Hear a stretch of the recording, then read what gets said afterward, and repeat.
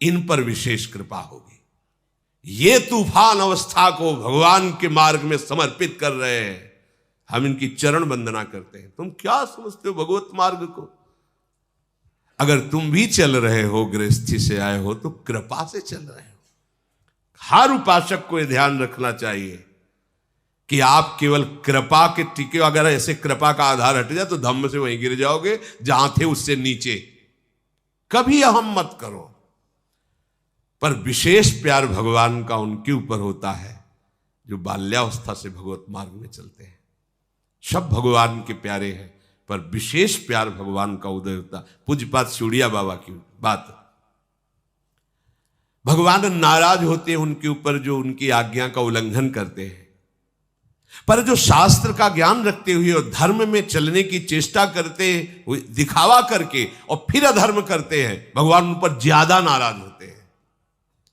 भगवान उस पर विशेष कृपा करते हैं जो भजन करता है, पर जो बाल्यावस्था से भजन करता है भगवान उस पर बिक जाते हैं। पूज्यपाद सिउड़िया बाबा की बात।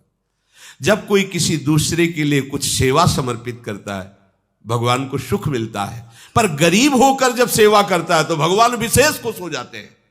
उसके पास है नहीं, फिर वो 2 रोटी किसी को दे रहा है तो भगवान विशेष प्रसन्न हो जाते हैं। ये बाल्यावस्था से भजन मार्ग में चलने वाले उपासक जो है ये विशेष कृपा पात्र है। इसलिए प्रहलाद जी कह रहे कौमार आचरित। प्रहलाद जी, ध्रुव जी, ये दोनों एक ही गुरु के चेला है, श्रीनाथ जी महाराज के। और आज तक प्रायः देखा गया है कि शिष्य अपने गुरुदेव का जस गाते हैं, पर यहां देखा गया कि गुरुदेव सभा में शिष्य का जस गा रहे हैं। प्रहलाद जी का गायन नारद जी कर रहे हैं। ऐसी अद्भुत महिमा निष्ठा की प्रहलाद जी की, कहीं नहीं भयभीत हुए, कहीं नहीं डरे। 5 वर्ष के हैं, त्रिभुवनपति पिता विरुद्ध है, भक्ति आचरण नहीं करने दे रहा, पर आप अपनी निष्ठा से नहीं हटे। और आप 4 आदमी कह दिए कि भगत है तो ऑफिस में तिलक लगा के जाना बंद कर दिया। वो भगत है, गाली तो नहीं दी, बोले भगवान का भगत है, ये तो प्रशंसा हुई, पर कैसी बुद्धिमंद है। और वहां कितने कष्ट प्रहलाद जी को दिए जा रहे हैं कि बंद करे हरि नाम बोलना, लेकिन नहीं। ये कैसे आ गया? गुरु कृपा। गर्भ से ही नारद जी की कृपा दृष्टि हो गई, गर्भ में ही भगवत भक्ति का संचार कर दिया प्रहलाद जी की बुद्धि में देवर्षि नारद जी ने। जिस समय हिरण्यकश्यप तपस्या में संलग्न था तो देवताओं को सूचना मिली कि इस समय आक्रमण किया जा सकता है महल में आक्रमण किया तो पहले ही सूचना मिल गई थी कि देवता आक्रमण करने वाले हैं। तो अब बची थी कयाधु जी।